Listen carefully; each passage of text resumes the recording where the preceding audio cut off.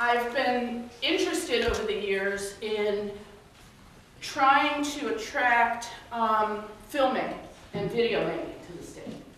I think it's a natural fit. I was saying before dinner, Maine has practically everything. You know, you have the ocean and the lakes and the mountains, and it's just about the only thing it doesn't have is palm trees, but you know, special effects can add those in. And I went to the state, the film commission, and I said, you know, I live in California, it's not like I know really important people, but I've always had an interest in the industry. My son is in film school, and wouldn't it be great if we could attract more filmmaking to the state? And they said, well, we're thinking of doing these tax incentives and blah, blah, blah. And I said, well, yeah, but you need more than just tax incentives. You need to create the infrastructure for this industry in the state. Meaning you need to create sound stages and pre- and post-production facilities, and the workforce is here. We turn out some pretty incredible creative people in what's now called, I believe, Maine Film Workshops in Rockport, and some of our schools that have film programs, and some people just who went to school elsewhere are attracted to Maine because it's Maine, and we love it. You know, I moved here from away, and someone said, well, you're not from Maine. And I said, look, it's like being an adoptive parent. I chose this state. This state didn't choose me. I want to be here. So we have possibilities for these sectors of the economy. We just need to put together the plan of how it can happen. When I lived in San Francisco, we had Treasure Island.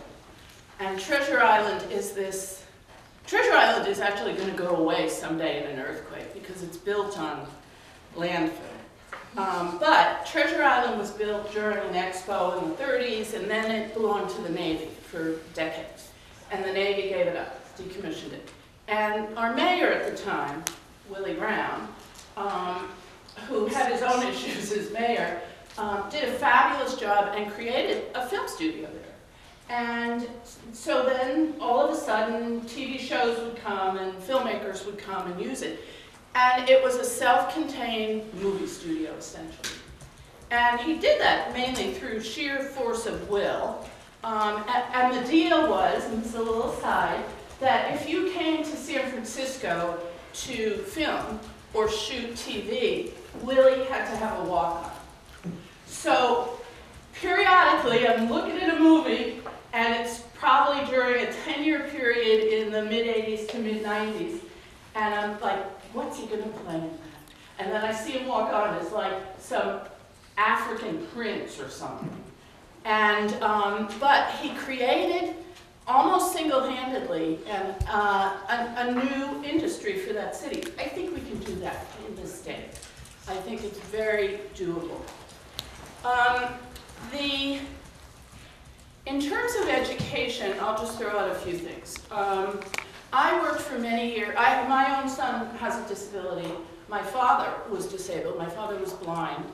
And I've been involved in the disabled community for decades. And I was, for 6 years in Maine, a special education hearing officer. I presided over hearings between families and school districts that, where there were issues with the child's education.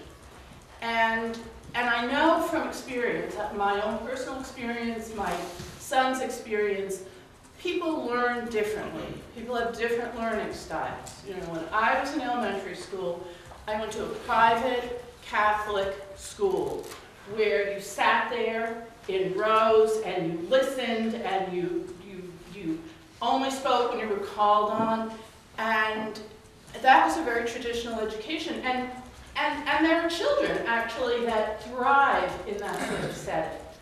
I certainly did, and maybe because it was the only choice, but my son does not thrive in that setting. And quite the opposite. And I think we need to, I am in favor of charter schools. I definitely think we need to permit charter schools here. I'm in favor of magnet schools. I'm in favor of school choice. I think what we need to do with the traditional schools plus charter schools plus making some schools magnet schools is create learning environments so that every child can find a learning environment that they can thrive in. So the child like my son who needs a creative setting with a lot of one-on-one attention because of his hearing impairment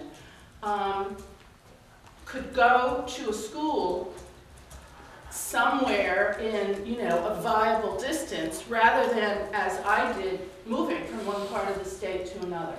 So I could send him to a school where he could thrive.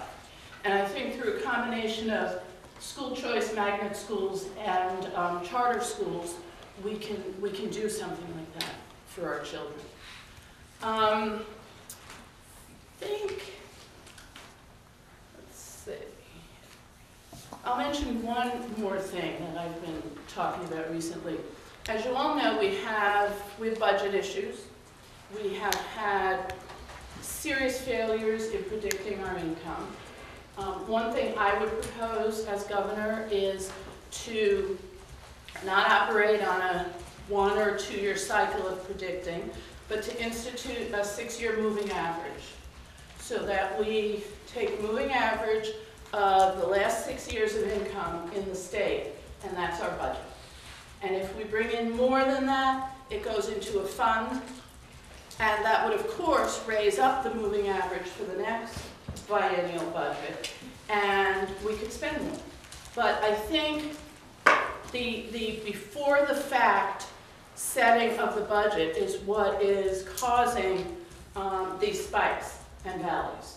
And we're having, I mean, clearly there are other reasons, as Peter said, the bad economy, the high unemployment rate, some large businesses leaving the state. But if we're to get that under control, I think we need to base our budget, bottom line, on historical figures, as opposed to prospective figures. And I think that might be somewhat painful in the beginning, because we're probably in 3 or 4 years of not a great period, but it all cycles around. And my feeling is it's best to take the medicine at the beginning than to sort of retrace our steps and say, oops, in the supplemental budget, we got to make some more cuts because the money coming in is not what we predicted. I don't think that's fair to people. And so I would propose that. And I think I'll open myself up to you for questions. Yes, sir. I heard you talk a lot about, obviously down towards the coast of Maine, as that's where you're from. But up in northern Maine, the more rural sections, the forest products industry is very, very kind of lifeblood of many places. And what would you do to help strengthen that? Well, I don't exclude the forest products industry when I talk about small businesses. You know, I did talk about farms and fisheries and stuff. They're an indigenous industry here. I'm talking about trying to secure funds for businesses that either want to come to Maine or are already in Maine and want to expand. And certainly forest products industry would be included in that. You know, up in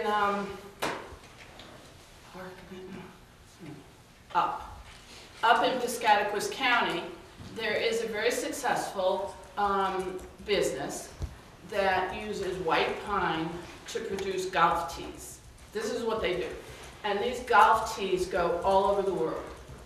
You know, and they may want to expand, I don't know if they want to, but they theoretically could if financing was available for them.